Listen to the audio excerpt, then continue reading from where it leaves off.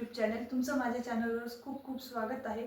जसे की आपले ग्रामर सेक्शनचे फास्ट ट्रॅक चालू आहे, तर आज आपल्या सेक्शनचा 6वा दिवस, ज्याच्यामध्ये आपण टेन्स शिकत आहोत. तर जास्त वेळ न घेता सुरू करूया आपले टेन्स. तर मागच्या व्हिडिओमध्ये आपण सिंपल पास्ट, सिंपल प्रेझेंट आणि सिंपल फ्युचर बघितलं होतं.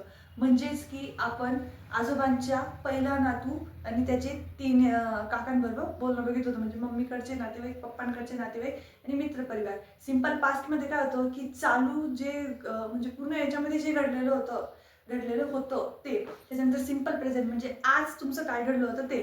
अँड देन सिंपल फ्युचर म्हणजे तुम्ही जस्ट काय करणार आहेत ते बघितलं होतं. सिंपल म्हणजे साधं बघितलं होतं की आपण साधा काल कोणता झाला होता, साधं आज तुम्ही काय केलं आणि साधं तुम्ही उद्या काय करणार होते.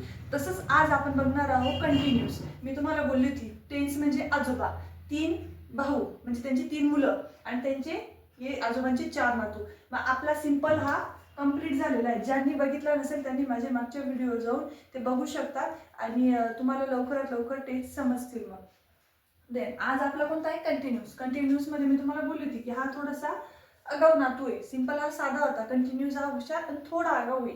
तर ठीक आहे. तर continuous present tense. Continuous present टेन्सचा अर्थ काय की चालू वर्तमान काळाचा उपयोग. प्रेझेंट टेन्स कंटिन्यूस प्रेझेंट म्हणजे चालू वर्तमान काळ. म्हणजेच आपण मागचा कोणता घेतला होता, साधा वर्तमान काळ म्हणजे जो पूर्ण दिवसामध्ये आपण काय करतो तो आला होता. पण कंटिन्यूस प्रेझेंटमध्ये म्हणजे जे चालू म्हणजे आता जसं मी तुमच्याशी काय करते, टॉक करते, टीच करते, सेम तसा म्हणजे तुम्ही आता काय करता आहात तो. चालू वर्तमान काळ म्हणजे जे आपण आता करतो त्याला चालू वर्तमान काळ म्हणतात. मग मी तुम्हाला बोलली होती हे काय आहे सगळं, हे आपलं सरनेम आहे. तुम्हाला हे खूप इम्पॉर्टंट आहे.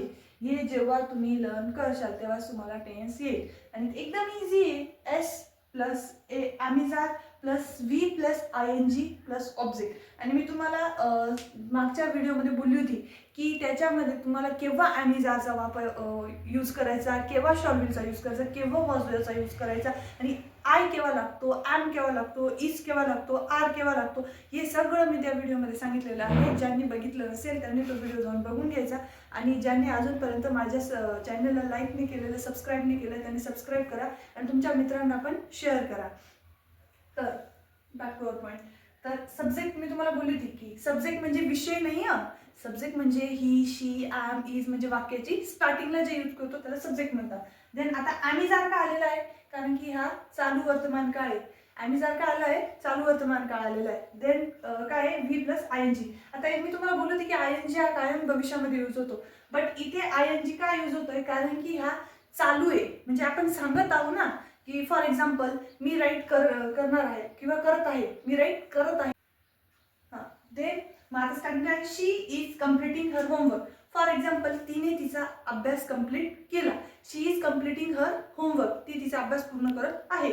देन करत आहे ना, she is completing her homework. He is writing a letter now, तो आता काय लिहित आहे, लेटर लिहित आहे. He is writing a letter now. Then I am telling you a story. I am telling you a story म्हणजे मी तुम्हाला काहीतरी गोष्ट सांगत आहे. दॅट मग असेच वाक्य तुम्हाला करायचे आणि बेसिकली तुम्ही तुमच्या डे टू डे लाईफमधलेच वाक्य जास्तीत जास्त सेंटेन्स घ्या, जेणेकरून तुम्हाला हा टेन्स समजायला खूप लवकर मदत होईल. आता मी तुम्हाला इटिंगवरनं मला करून दाखवा. इटिंग, देन प्लेईंग, देन तुम्ही काय करता अजून, हां जातात, गोईंग. याच्यावरनं तुम्ही मला कमेंट बॉक्समध्ये 2-2 सेंटेन्स टाका आणि मला सांगा की तुम्हाला कसे बनवतात.